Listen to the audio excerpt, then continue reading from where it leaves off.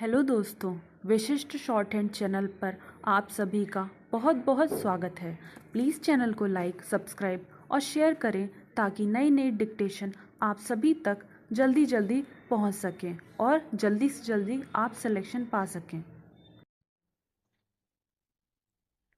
Star श्रीमान, मुझे आश्चर्य होता है कि सरकारी पार्टी उसका श्रेय लेना चाहे तो ले, विरोधी पार्टी के लोग भी इसमें जिस होड़ में लगे हुए हैं, यह एक खतरनाक खेल है और इस खतरनाक खेल में हम सारे देश को झोंकते जा रहे हैं। इसमें हमें लगता है कि हमारा भविष्य एक भयावह संकट की ओर चला जा रहा है। सभापति जी, मैं आपसे एक बात और कहना चाहूँगा। इस उपमहाद्वीप में हम क्या चाहते हैं? क्या हम एक दूसरे पर बम चलाकर अपने को विजयी घोषित कर सकेंगे? लाहौर पर जो बम गिरेगा तो अमृतसर का क्या होगा?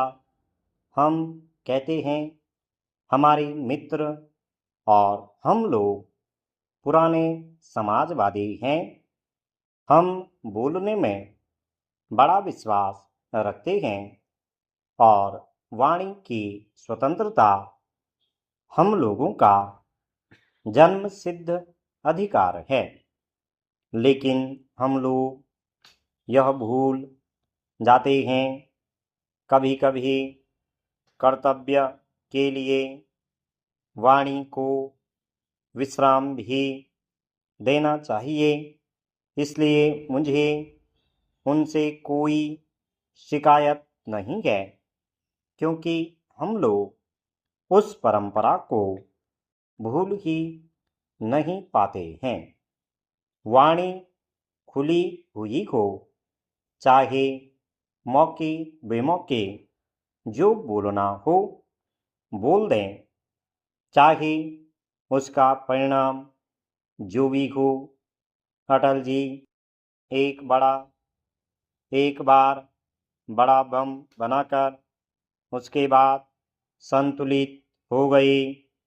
मुझे प्रसन्नता हुई संतुलित भाषा में जब वह बोली। लेकिन आडवाणी जी को क्या हो गया? वह भी ललकारने लगे जैसे कि पुरुषार्थ की परंपरा इस देश में फिर से जाग गई हो और वह राजस्थान की परंपरा भूल गई। इस मिट्टी को लेकर, जिस मिट्टी में पता नहीं कोई विषाक्त कण ही पड़ा हो, उसको लेकर वह कहाँ जाना चाहते हैं। इस तरह लोगों के मन में जज्बात पैदा करके इस देश में एक गलत होड़ पैदा मत कीजिए। हथियारों की होड़ पैदा करके दुनिया के अनेक देशों ने अनेक क्षेत्रों में बर्बादी का माजरा देखा है। और क्या इस देश में भी यही काम होने जा रहा है? क्या हुआ दुनिया के दूसरे गरीब देशों में? इसी प्रकार बड़े लोगों ने इस प्रकार के उत्साह उन लोगों के मन में जगाए और जगाकर एक दूसरे को लड़ाकर अपने हथियार बेचे। मैं नहीं जानता, कहीं किसी कोने से कहीं कोई हमको भी न उकसा रहा हो।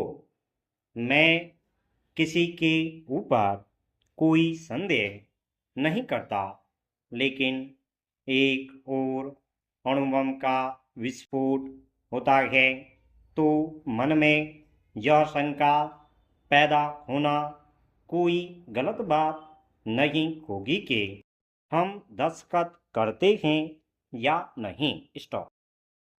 अब यह डिक्टेशन 90 शब्द प्रति मिनट की गति से बोली जाएगी। आप लोग तैयार रहें। स्टार्ट।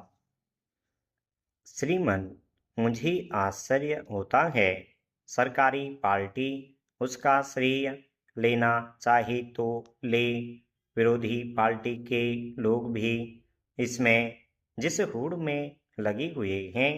यह एक खतरनाक खेल है और इस खतरनाक खेल में हम सारे देश को झोंकते जा रहे हैं। इससे हमें लगता है कि हमारा भविष्य एक भयावह संकट की ओर चला जा रहा है।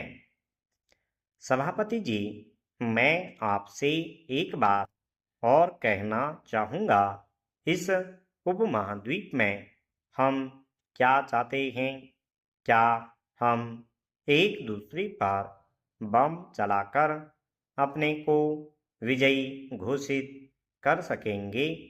लाहौर पर जो बम गिरेगा तो अमृतसर का क्या होगा? हम कहते हैं हमारे मित्र और हम लोग पुराने समाजवादी हैं। हम बोलने में बड़ा विश्वास रखते हैं और वाणी की स्वतंत्रता हम लोगों का जन्मसिद्ध अधिकार है। लेकिन हम लोग यह भूल जाते हैं, कभी कभी कर्तव्य के लिए वाणी को विश्राम भी देना चाहिए।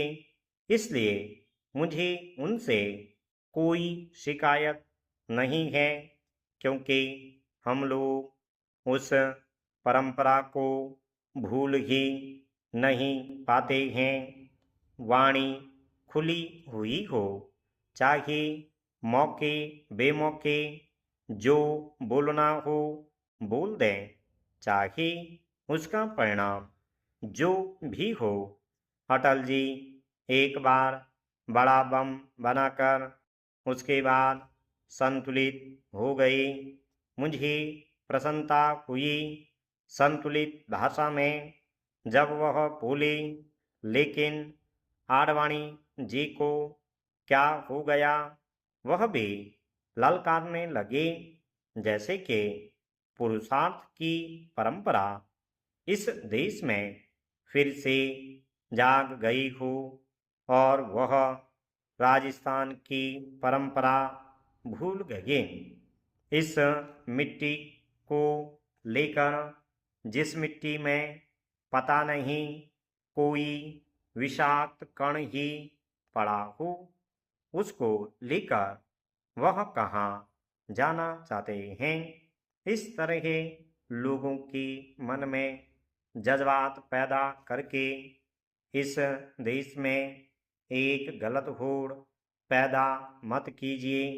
हथियारों की होड़ पैदा करके दुनिया के अनेक देशों ने अनेक क्षेत्रों में बर्बादी का माजरा देखा है, और क्या इस देश में भी यही काम होने जा रहा है? क्या हुआ दुनिया के दूसरी गरीब देशों में इसी प्रकार बड़े लोगों ने इस प्रकार के उत्साह उन लोगों के मन में जगाई और जगाकर एक दूसरे को लड़ाकर अपने हथियार बेचे? मैं नहीं जानता, कहीं किसी कोने से कहीं कोई हमको भी न उकसा रहा हो। मैं किसी के ऊपर कोई संदेह नहीं करता, लेकिन एक और अणुबम का विस्फोट होता है तो मन में यह शंका पैदा होना कोई गलत बात नहीं होगी कि हम दस्तखत करते हैं या नहीं? स्टॉप।